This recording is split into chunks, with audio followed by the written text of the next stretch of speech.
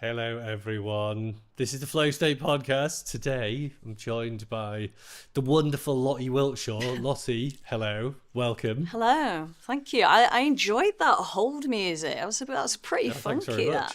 That was Yeah. of my own creation, that one as well. Just Is it? just when I was supposed to be doing probably something more important, but did that instead. I'm glad you're enjoying Love it. It's it. good warm up. Good warm up. I feel like hold music is like we need more of it. It's like it's disappeared a little bit. Do you know what? It's funny you say that because I was having a conversation with somebody about the classic hold music tunes of I think it was like mid to late 90s and then into 2000 to 2010. And then I found a load of videos on, it was either YouTube or Instagram of people who'd recreated some of them with like an 8-bit synth, which I enjoyed way too much, to be honest. It was like amazing just reliving the horrible memories of being on the phone for them. But yeah, there's not really much going on now, is there? There's not really We haven't really got any. There's no hold. elevator. No. But no one's on the phone anymore, are they? Really? know. It's all video. It's all video calls and. Where would you put them? Where would you put them? Just in a chat bot, I guess. The chat box. Maybe that's where they could come back when I don't you're trying know. to talk to a human and you're just incessantly saying talk to a human and just insert a little chat bot, hold video. It'd be quite cool. Yeah, maybe. I'm open There you to go. ideas there. I do That miss could it be a a little new. bit as well. That could be a new business avenue there, Stu. I hold that thought. Nobody steal that idea. I'm putting that in the box. Putting that in the box for later. Quick, get it copyrighted. So, other than coming up with, hold music-based business ideas, Lottie, as it's your first time on the show, give me a bit of an intro to, well, not me, because I sort of already know what you do, but introduce yourself. Who are you? What are you doing? What is Shot Blast Media all about? Tell me all the critical facts. So yeah, Shot Blast, well, we're a content creation company based in Leeds in the UK. And Possibly the greatest city in the world, surely. That was Leeds. Some might say. Love Leeds. It's a great city. But yeah, we're a small team, really, sort of small and niche. So a lot of our work is primarily targeted around the industrial sector. So most of our clients are sort of industrial manufacturing, engineering type companies, and we produce content for them. So obviously content for things like brand and awareness, but obviously the other side of it is content for more internal communication. So all the typical health and safety type stuff, but the interesting health and safety type stuff. So not the boring stuff that switches you off, the more creative stuff. So yeah, it's been a blast, really.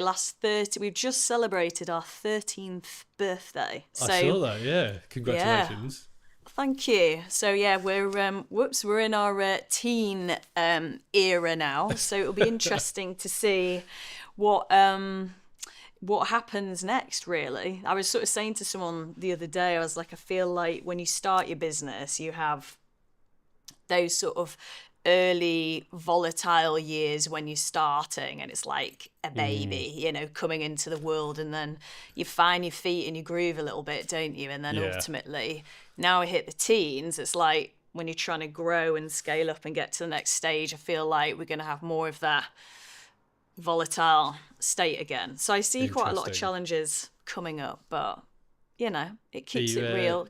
Keeps it interesting. How are you feeling about it? Given that like the 10-year mark, I hear is a big one as well. When you sort of break through that, the decade, are you feeling good about your awkward teenage years as they're coming up? Yeah, I mean, we've sort of really set a plan for some serious growth, I'd say, over the next several years. So we've increased the team, we've put in more resource, we've upscaled of all of our kit. We're leaning into a lot of AI. We're looking at a lot of new tech.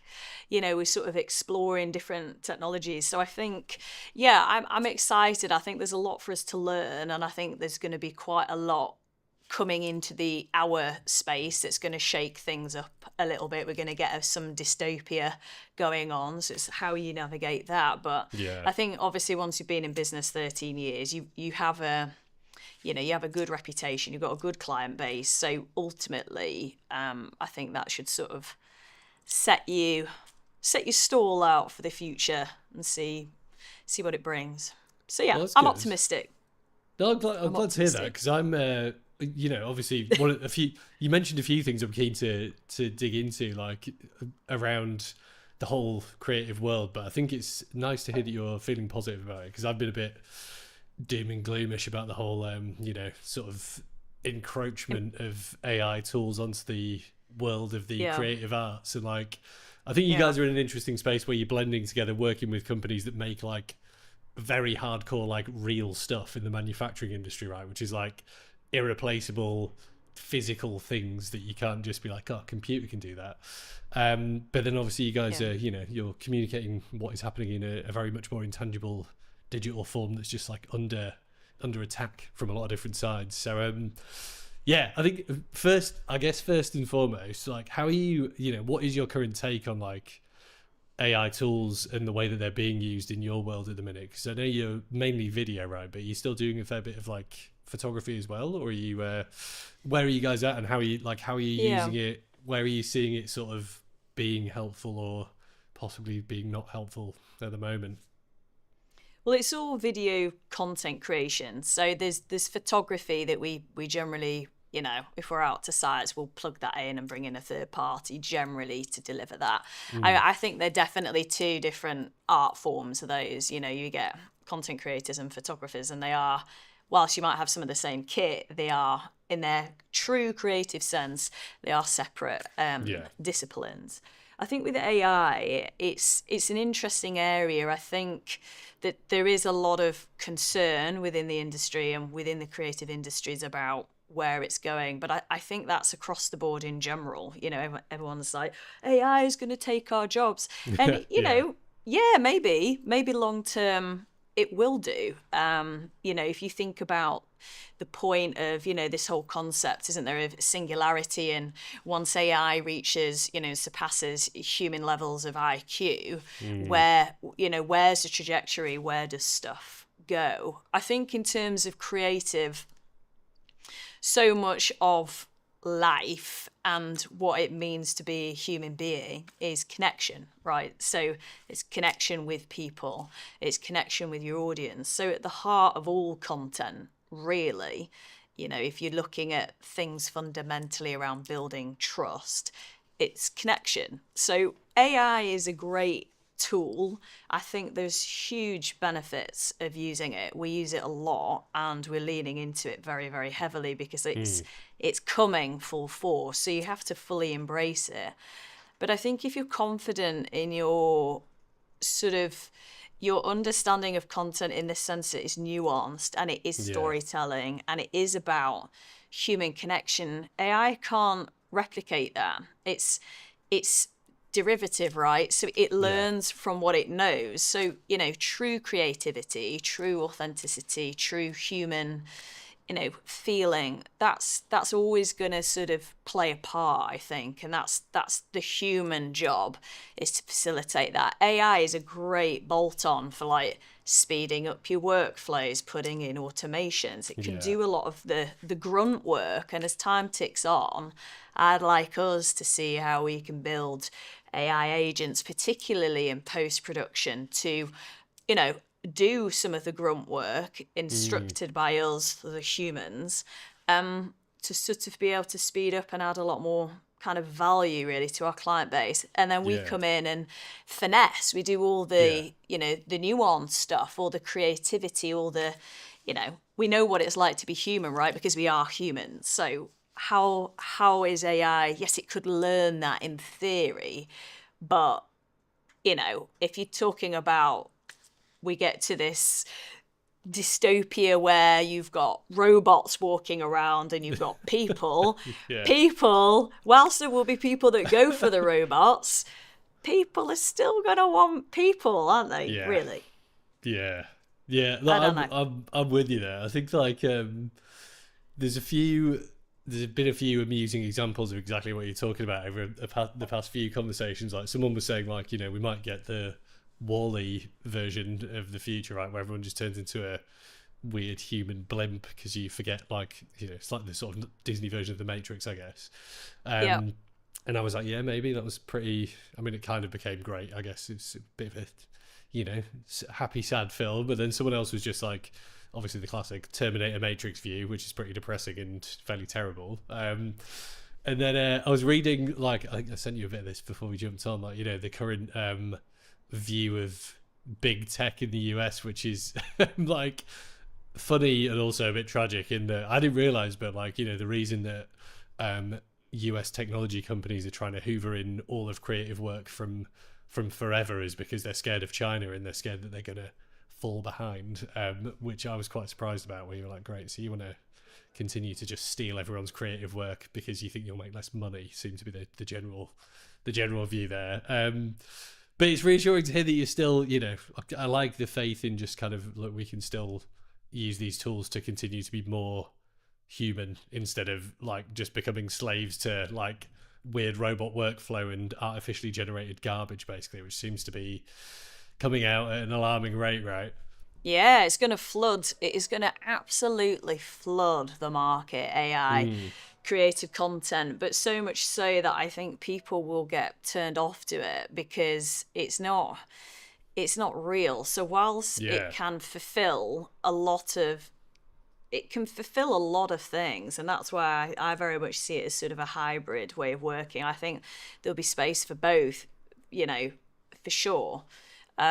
But where you really need to kind of build more brand loyalty and trust and credibility, you want to see people, you want to see stuff happening on sites, you want to see products, you want to see real things. And actually, I think there might be more of a shift back to the long form content, because one of the things that I was listening to on a recent podcast, they were talking about that it was a Stephen Bartlett one, actually, and he talked about when he presented on stage a lot of the time, it was the streamers that got the biggest claps, the biggest, attention when someone entered the stage. And a lot of the time they're streaming for 5, 6, 7 hours, like a full day. And people are obviously spending their time with these people. And again, it proves the connection point, right? So it isn't the really quick, chopped form, quick cut edits. It's like the long, deeper, meaningful connection stuff. So I feel as long as there's humans on the planet, humans are going to want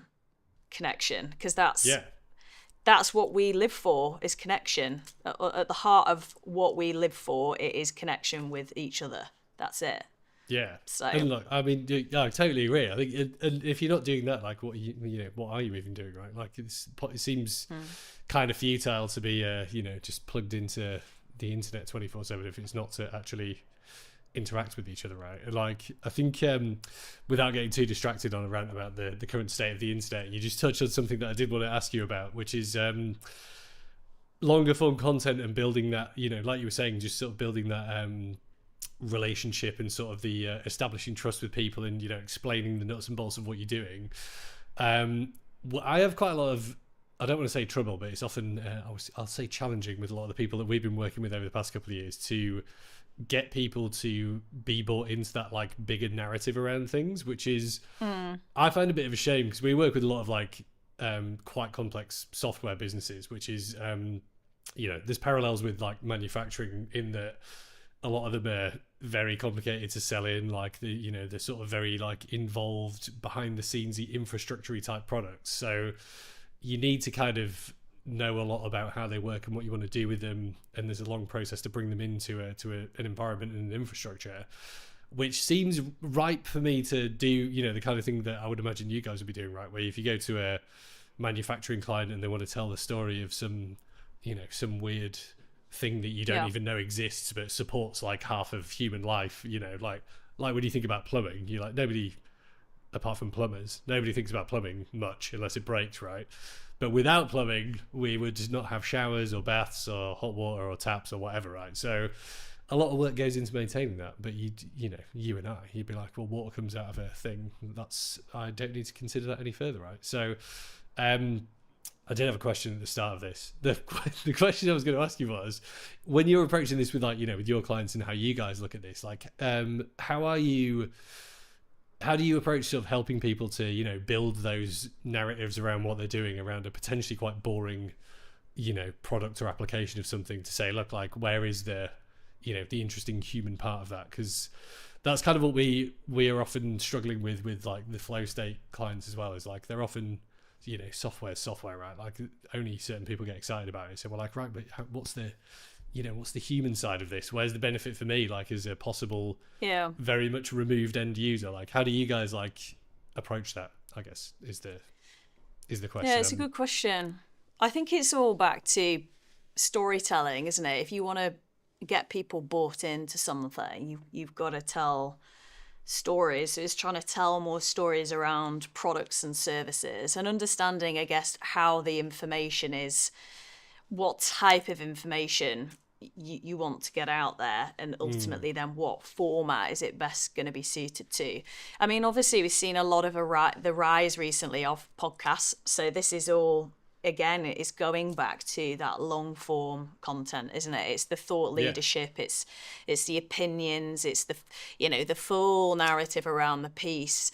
But again, so much of it is people are kind of not necessarily just talking about their products and services, they're just talking with more open interest, and then telling stories. So that's ultimately then how you build connection, which back with your audience, and thus a community around your business. Because ultimately, I think that's where the value for businesses is going to be, longer term with brand. It is looking at, the community side. There's one thing that's sort of trying to get the reach, the impressions, the attention, following the trends, doing the quick cut stuff to kind of hook and grab people. And I think there's a need for that in businesses as well. But again, it depends what you're positioning, what your aim is, what your ultimate objective is.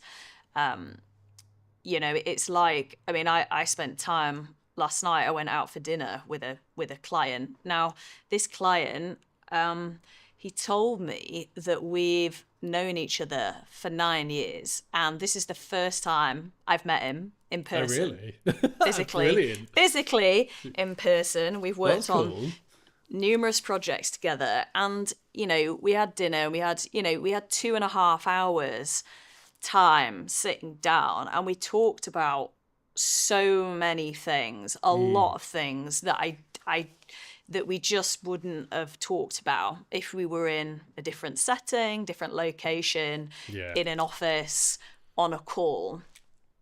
And again, it's all linking back down to that connection side, and that's it's just spending time with someone, isn't it? So if there's ways of trying to look at how you can authentically do that through your content and capture some of that and capture people's imagination by, telling stories and bringing them on a journey, then ultimately they're more likely to go, what, that company's got a bit of something about them. They've got something that I like. I don't know what it is. It's just a gut feeling. They might be able to help me with X, Y, and Z.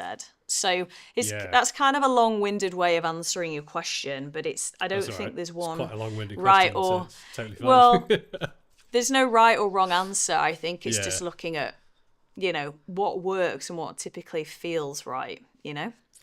Yes, and I think something in relation to that as well that I think is a current challenge, which I'm keen to hear what you think about as well, is like and it's a live conversation for us at the moment, because obviously, running the podcast is great because I like to talk and I like to talk to other people who like to talk, so it works perfectly. But we're going through this at the moment where, we need to sort of start doing more of haven't really done a lot of the, shorter cut stuff. Like I really played the algorithm game in many social networks for a while.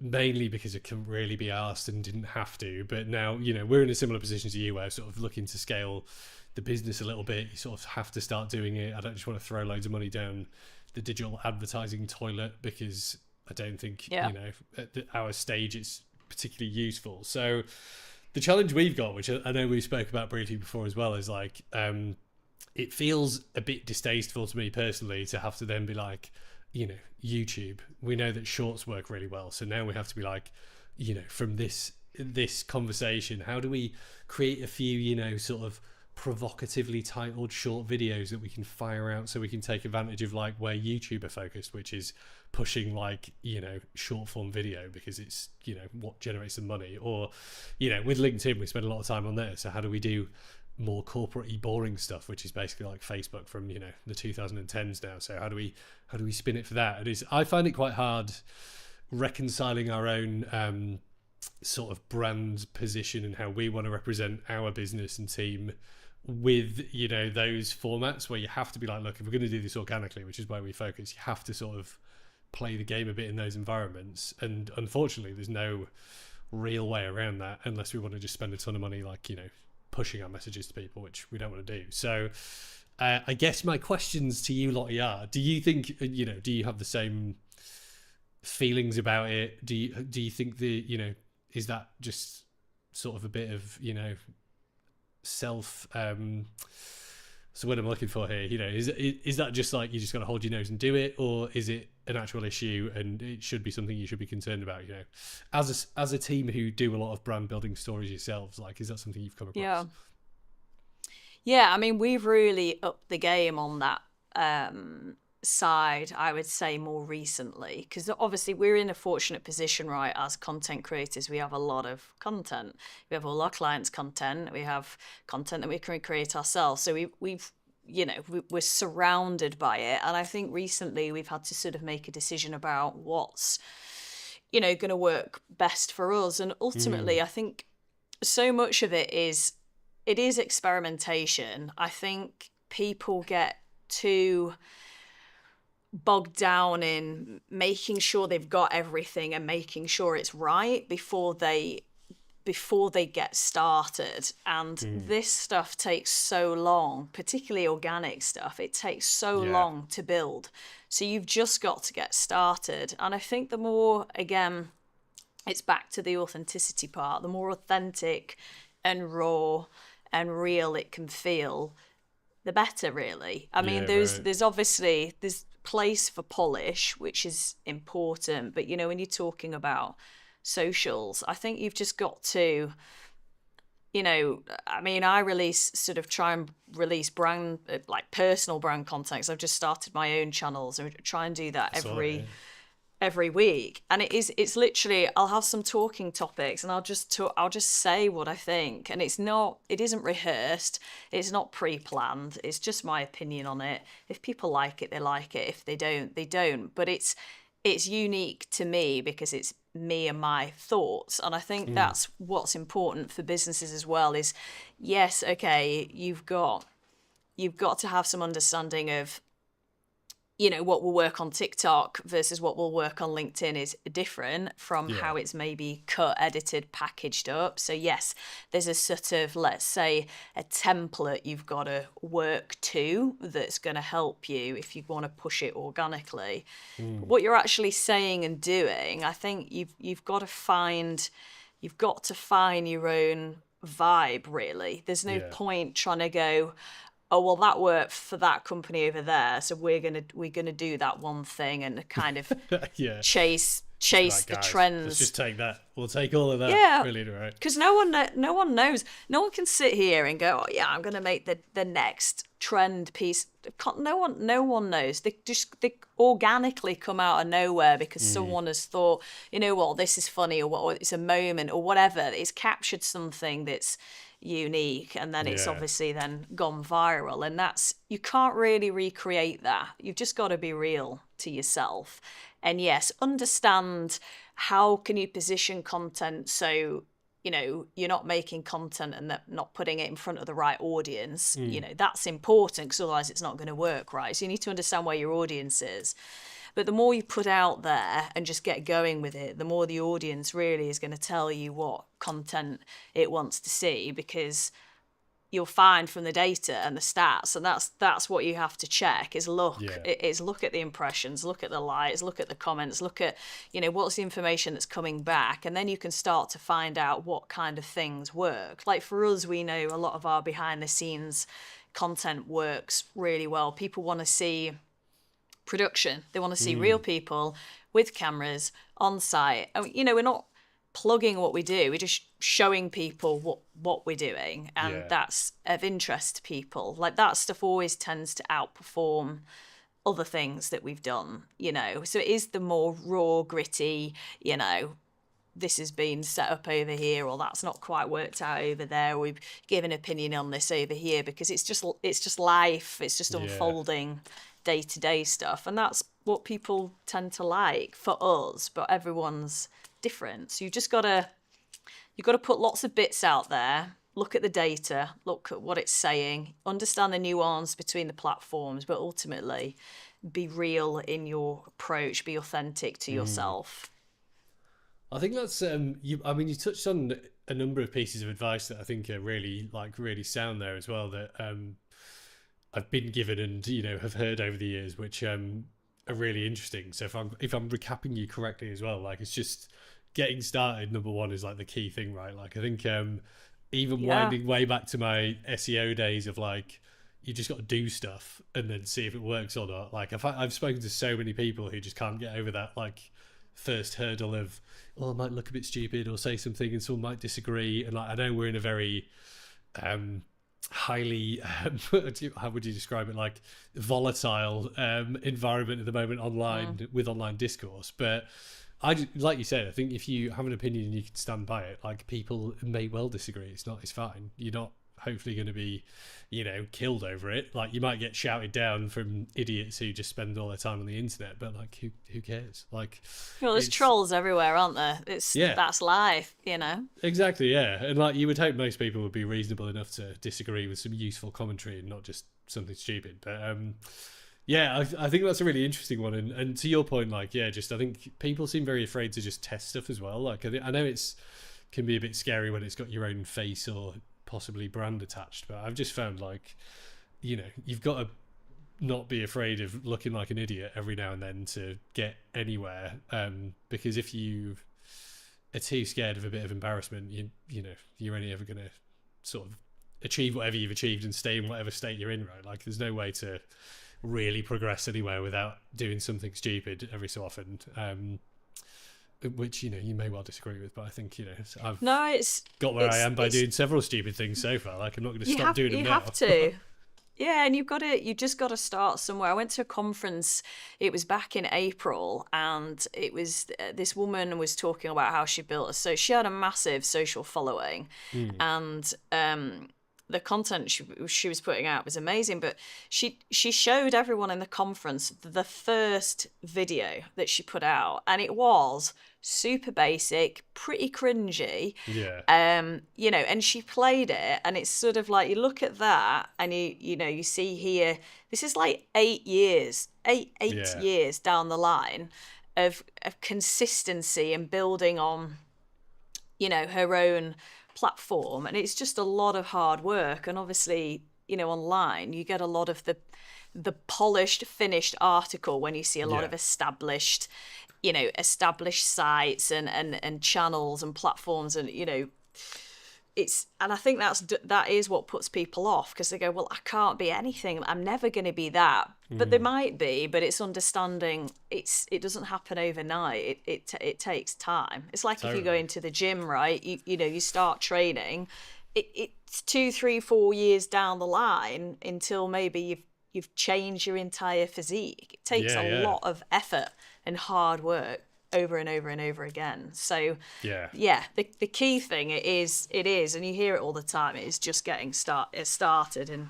Stephen Bartlett, his quote, to quote him, he said, embarrassment is the cost of entry. And it's so true. It is true. That is the cost. But if you can get around that and just think, well, you've got to work on your own agenda, then go for it. What have you got to lose? Well, that's it, right? And like, Stephen Bartlett's an interesting one, actually, because I remember like first listening to his before anyone even heard of Social Chain, and he's a great example where he, on his early podcasts, I remember him saying, don't direct quote me on this, that he used to record them like with his phone like under a duvet in a cupboard or something, like when he first started. Probably, he was like, super basic, just recording a little, sort of, a diary, which is what it was. And I remember one of his early ones, he was saying like he was walking down the street, like, just filming, I think himself or something, or recording something, and was like, people, looking over and being like, what the fuck is this guy doing? But he was like, like you say, you've just got to do stuff that other people are either afraid to do or haven't thought of doing. And And look at what he's grown from just following his. I mean, obviously he's intelligent enough to know what he's doing, right? And like grew Social Chain, but yeah, like that basic starting point. Everyone's essentially got a multimedia mini studio in their pocket now. Like it's not like there's any shortage of the tools. Like if you've got a smartphone, it's got a pretty decent set of cameras and an all right microphone, and like it's not hard to find a quiet room, is it? So yeah, I think so many of the barriers to entry have been removed. Like, as you would well know, being in film and video production, like that go back 10, 20 years, it used to be mad expensive to even consider getting into film, right? Whereas now you're like, just pull your phone out of your pocket, great. Do one of those crap, shaky hand videos that are on the news all the time. People who don't seem to be able to like point anything in one direction, but like it's all there. It's all there now. It's true. It is. Sorry, that was a bit of a tangential rant there about the poor quality of casual observers of events, but yeah, I think coming back to what you were saying there, Lottie, like I think just about getting started and getting moving, like how do you find coming back to that, founder-led content, putting your own face in front of the camera point, do you find that you guys are doing more of the, your standard more corporate approach to filming where it's more just, as you were saying before, showcasing the people, the processes, products, whatever people are doing? Or are you doing some more of that more personal, people-driven stuff? Is there a bit of a mix? Like, how are you, what's the, what does it all look like for you guys at the moment? It's a blend. So the personal branding stuff for me, I think we only set up 2 months ago. So my personal brand channels are really, really very much in their infancy. So we're still looking at kind of what's working on those. But again, we've had really good feedback so far, good traction. There's a couple of contacts and potential projects I think that have come out of that just in the last sort of 8 weeks of people that I've met from a while ago that have seen more of that stuff and then reconnected. So in essence, it's early conversion. It's showing that it's working. I think with the brand stuff, a lot of that's being delivered by the team. So we have a lot of the team involved in terms of, presenting different bits of information. There's behind the scenes stuff. We talk about jobs that we've done. We celebrate successes. We look at milestones, capturing office daily site life. It's cool. A little bit of a blend. Yeah, it's a blend of different things. But again, I think, we know as well, and again, you can look at the stats of past businesses where there is founder or director-led brand content alongside a brand. It does it personalizes the brand, right? So that loops all the way back round to connection, because people are going to connect with a person, with a feeling, versus, obviously people connect with a brand, but, to establish a brand, it's so much about, a movement and community and being associated to that. And that takes time, and it depends what kind of industries you're in as to how much of that you're truly able to build, like totally. Apple, classic, but again, Steve Jobs, he was so alongside it. So it's, Virgin, we've seen it over and over again, where if the founders are very, very present, I think it gives the brand a lot more meaning. It humanizes it. And I think that's important. So yeah, it's something really that I know I've needed to do for a while, and I've put off because embarrassment is a cost of entry. You're just like, no. Do I have to? But again, if we're advising clients, right? So, this is about me practicing what we preach. It's like, okay, well, I can't talk to a client about, let's set you up with a channel and we could do some of your content like this if I'm not doing it, if I haven't got anything to show for myself. So I think it's important because obviously that builds, more social proof in terms of what you're doing. And obviously then you've got the potential to say, well, actually this already in 8 weeks has generated this amount of business for us. It's converted this. So we know it works, even in a really small following so far, it's having a positive impact. So we just got to kind of keep building on it, really. Yeah, that's really awesome to hear, because I think we're in exactly the same space with obviously we're doing the podcast, and like this kind of format I think is exactly the same as you guys. Like we try and do what we do apart from the content stuff. We do everything that we sell and sell all the stuff that we do, but most of that's like behind the scenesy, you know, managing people's social profiles and running stuff that's a pain in the ass to run, you know, like, but yeah, this kind of format, one of the first reasons that I started doing this was to kind of, I'm still chipping away at all of our clients for this, but just to be like, look, if you are a bit nervous, you know, come into our forum, which is not hopefully a scary place to come and talk about stuff, and just have a bit of a, you know, it's like the sandpit test drive area where you can come on, you can talk about whatever you want to talk about. It's not aligned with your own brand, you know, we can just control that stuff. So it's, I think it just gives you, like you were saying, way more options to sort of help to demonstrate how you can do things differently. Also, obviously, the, you know, the value of like this way of working, for respectively, you know, your business and ours. And it's just a hopefully fun way to dig into what people are, you know, are up to and thinking, right? But yeah, I think the point you made though is, as you noted earlier, when you're doing it organically, there is a bit more test and learn and trying to find that mix of the right people, the right environments, getting in front of the right audiences does take a bit of time. So I think, you know, just not rushing and expecting things to happen like immediately is pretty important. You've got to kind of keep the faith for quite a while and just be like, look, as you guys were saying, like we haven't had a lot of our own content because we didn't really bother creating it before starting to do this, which was that we had the opposite challenge to Shot Blast, where we're like, well, what, you know, how do we start creating stuff? Like I don't really just want to start talking nonsense about like how we've just designed the UI for an app that we've like built or whatever, because no one's interested. So like we just need to, we've been quite careful about how we've started to put it together basically to make it more broadly appealing but still specific enough, which is quite a challenge. But you know, that's all the stuff that nobody would know about because there was months and months of planning and researching before we started. So yeah, I don't really have a point there, but it's just interesting that you're on the same journey. Tell the story. Tell the story, because that's what makes it relatable. So you have just leaned into a few bits that would hook together as a nice piece, where you would find an audience that would be interested in that because they're looking to embark on a similar journey, maybe. So I hope so. It's just, you know, the, as you were saying earlier, like the constant journey to try and find your people, you know, on the internet in various different places.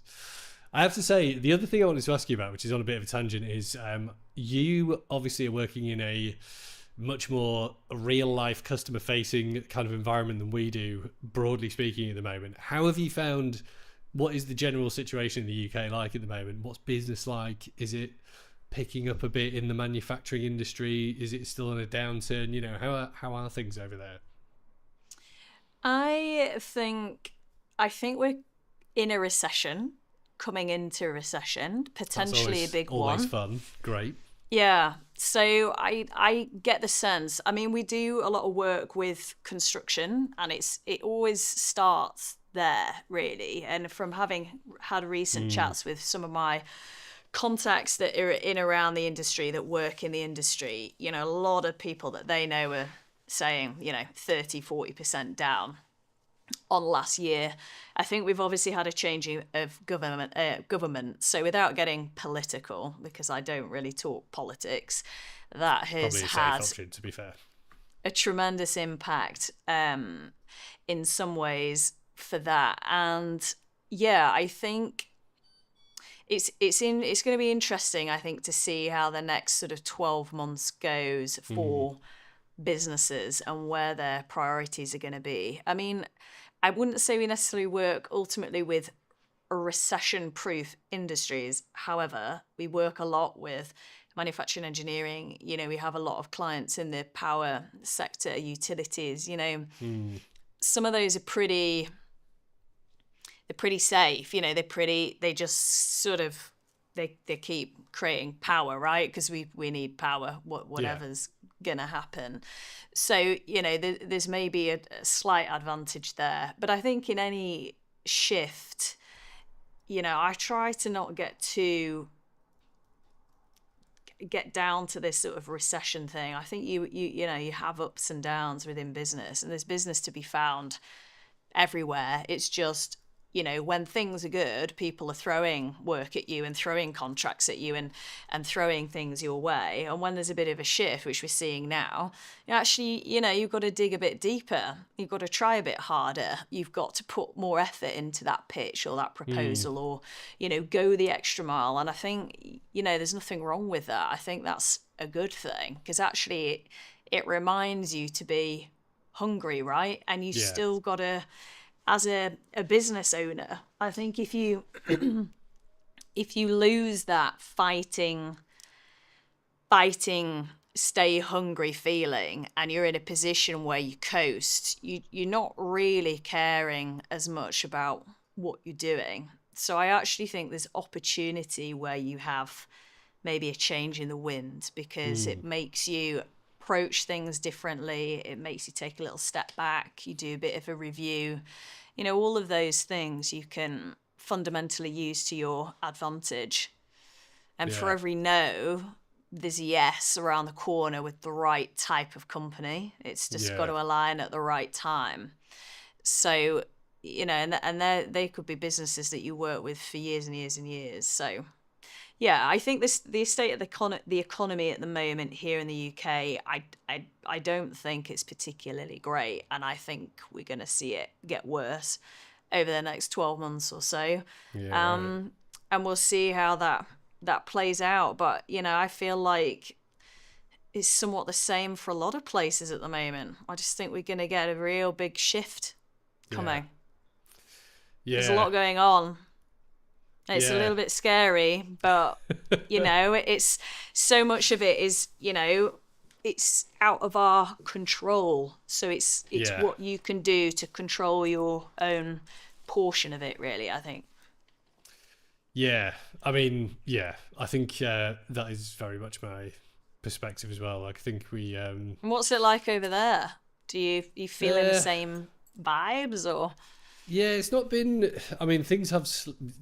They're a little bit slower just in virtue of the market compared to the UK and Europe down here anyway. But we work with businesses who typically are like US or European owned, and then we're working with offices like either in Singapore or across like Australia and New Zealand. So we do get a bit of a global view of what everyone's kind of saying and doing. And there was definitely a slowdown at the end. It would have been last year when across like the big software businesses, they were just like firing tons of people, which happened again this year, and I believe is continuing into the end of this year as well. So it's weird, because it's not to say that they stop go-to-market activities, which is where we fit in, but they obviously, you know, everything does shuffle around, and obviously if they're firing a ton of people from their marketing or sales teams, that does affect potentially projects that we're working on. So it was less of a, you know, the economy's all right. There is a weird, in Australia in particular, like huge bubble in the property industry that just keeps going. People have been saying it's going to like burst since I arrived, like whatever, 12 or 13 years ago, still hasn't. And the economy in Australia is interesting because it's very concentrated around 2 or 3 pretty old school industries. It's like property, mining, and then, you know, some financial services, and not a right lot else. And like a lot of all the raw materials and stuff all just get exported off. Not a huge technology industry here. So yeah, it's a bit of a weird one really, but it's not, I wouldn't say it was particularly bad, but it is quite sluggish. Like there's not a huge amount of growth projected, I don't think, for the rest of the year. Obviously all the, you know, sort of general global turbulence affects us to a degree. We're sort of insulated from some of it and not from some of the rest. Like same as with the UK, right? Like there's stuff that happens in America that affects everyone, and the ongoing war between, you know, Cold War between the US and China, and like the tension around the Pacific Rim countries is all sort of bubbling away. So yeah, it's not like doom and gloom, but there is all the usual rumblings of like, oh, these guys are trying to do something to these guys, and you know, we don't know what that means, and someone's tariffing someone and whatever. So yeah, it's just all, it feels globally that we're still in this big ongoing period of just upheaval, and everyone's kind of sat on their hands a little bit. And like for the kinds of businesses we're trying to work with, they're all very big B2B kind of corporates, so they just don't tend to like, in those environments, they all just tend to be like, oh, well, we'll just sort of stop doing stuff and see what happens, because we've got enough money to just ride the storm basically and see who's left alive in 2 or 3 years. Whereas obviously I, as a much smaller business, I'm not sat on hundreds of millions of dollars and cannot just sit here attempting to survive for the next like 5 years. So yeah, I'm in very much the same boat as you really, but it's also partly why we're looking to sort of, I wouldn't say punch above our weight, but obviously we've got connections back to the UK, we've got connections in the US, in Denver, and in Singapore. So we're just looking to, I guess, expand our client base more globally to connect up all the people that we work with, and see if we can either build on our existing relationships and do more that way, or just sort of manage the concentration risk around certain markets from that perspective, which is obviously much easier said than done. But just call a couple of the old gang from the UK and be like, what's going on? That's why I'm talking to you, like, we'll just see what we can do, get in there. But that's it. You've got to. There's opportunities everywhere, aren't there? You just got to. I think so. You've got to dig around for them, and sometimes you've got to scratch, below the surface and go much deeper at certain times. And I think that's probably where we're going to be for the next 12 months or so. But I think those things are exciting because they do. You're always going to get a few people that will go against the grain.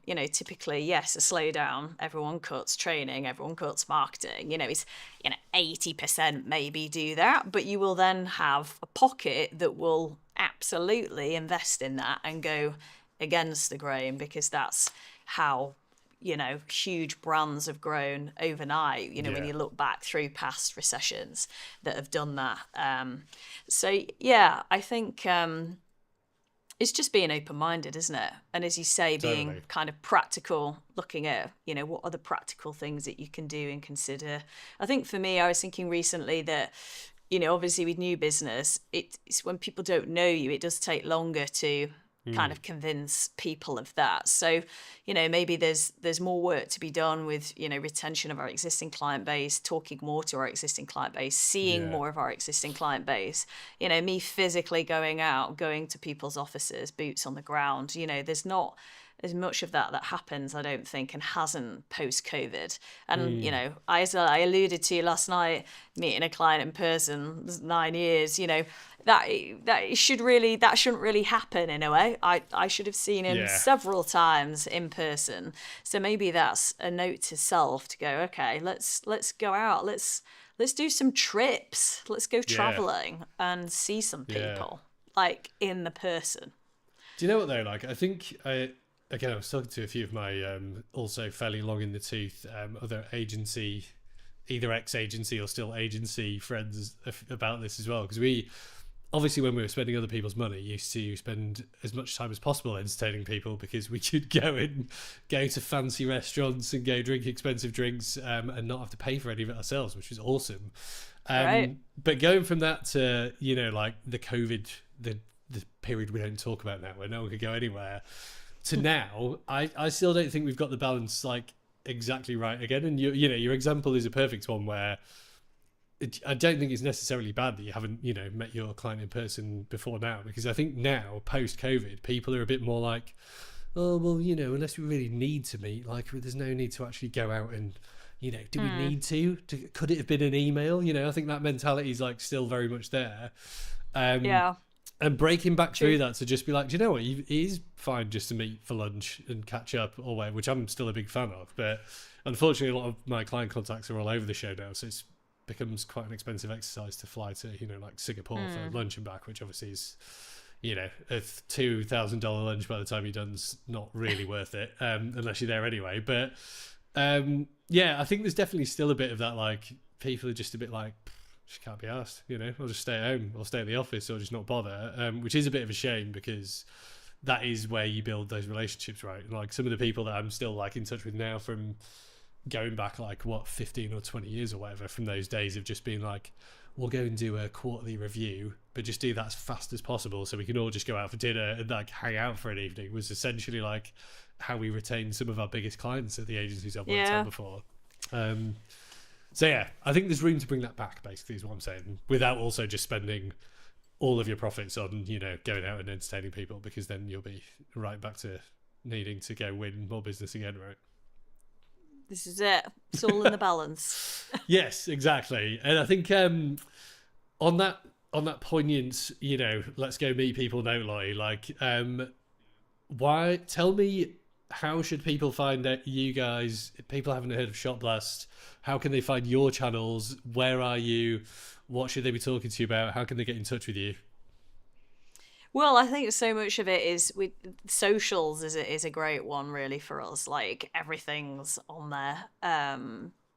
Everything that's worth sort of seeing. It's all the highlights, isn't it? It's all your kind of your shop window highlight reel. Obviously the website's great, but that's where you'd go for your deeper information. And I think that it's interesting you say that, because that's the one thing that I think I've noticed a change of in the last few years. I have to do a pitch, to someone new, and I've actually found that in most of the pitches, I don't talk about what we do. I don't say anything about what we do at all, and there are never any questions on it. And I've realised it's because they know all of that already. They've looked at all of that in detail. They tell you videos that they've seen and watched, and they reference it. And I was thinking, actually, they just go to your social channels, your website, wherever, YouTube, and look in detail. So then, that part is almost being removed, and you're talking more about the problem-solving side, which arguably is the most important bit anyway, because no one's really interested in what you do. It's more about how you solve. It's how you solve the problem, right? It's how you fix whatever it is that they've got going on. So that's just cool. Sort of something to throw in there as an interesting observation. But yeah, I think if people want to get in touch, they just got to reach out on the socials. We're on there all the time. There's always new stuff going out. You can follow us on there, and you find out as much or as little information as you want to know, and hopefully be a little bit entertained at the same time, because we try and keep our content really real and fun. And I've got this kind of cheeky sort of personality, so I think that plays out in a lot of our content. We've been pranking each other a lot recently in the office, and I have an ongoing prank that I'm working on, which I can't reveal because otherwise they're all going to know too much while about it. Everyone's hovering around you there. I got one team member last night, so yeah, that was good. Comedy gold. So stay tuned for that one. But sounds worth holding out for, already.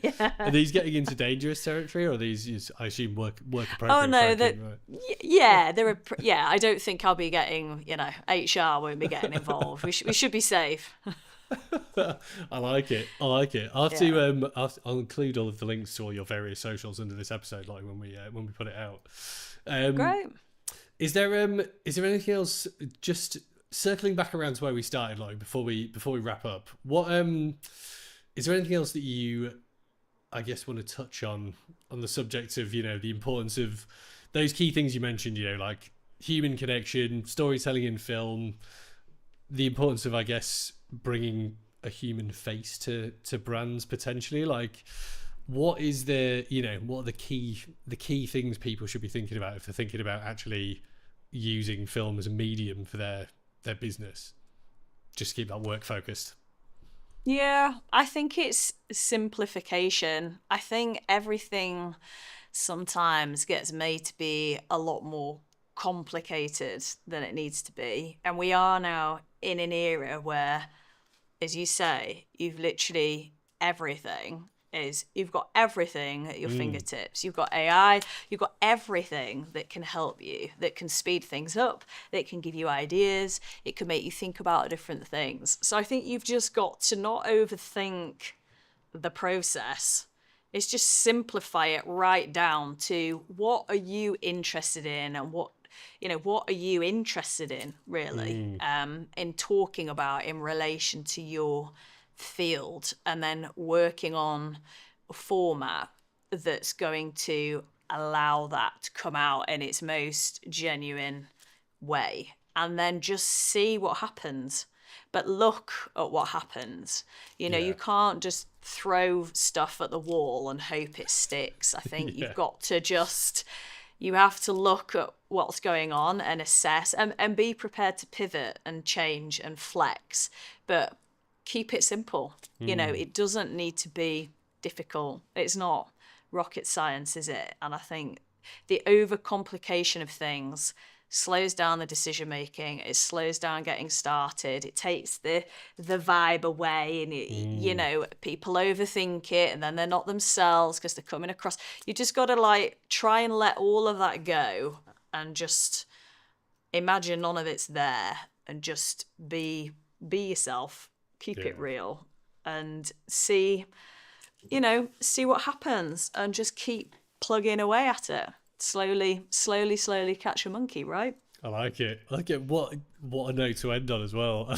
That is a much more eloquent and succinct summary than I was going to do, like, so I appreciate it. I think that's awesome.